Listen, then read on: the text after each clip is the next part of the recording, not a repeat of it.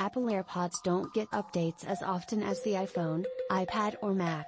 So, this week's release of new firmware is unusual, to say the least. In fact, there's only been one AirPods beta software update ever. In other words, this is very much the exception to the rule. So, what will it do, which AirPods is it for, and how do you get it? Do you have the original, first-gen AirPods? Well, this update is not for you, sorry. But if you have the second generation or the latest, third generation in ears, then this firmware will be coming your way. It's also for AirPods Pro and AirPods Max.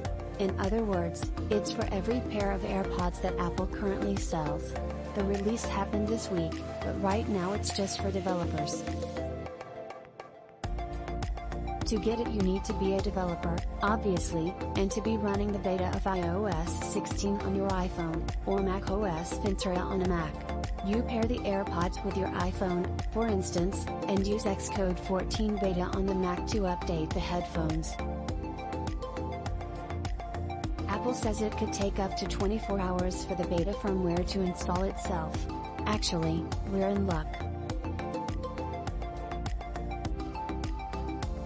Apple usually doesn't provide much guidance when it releases beta software for items like AirPods, but this time it's said that the beta will improve automatic switching.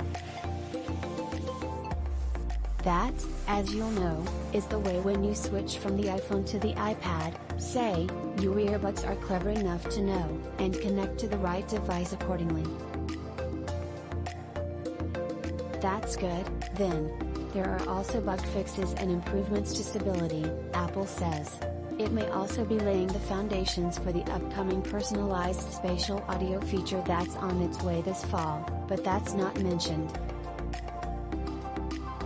If you're not a developer, you'll need to wait, possibly until the public beta of iOS 16, which Apple has promised for July, but more likely until iOS 16 is on general release this fall.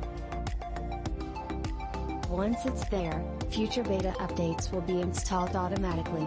One final note, if you're eager to get it as soon as possible, bear in mind that once installed, you can't downgrade.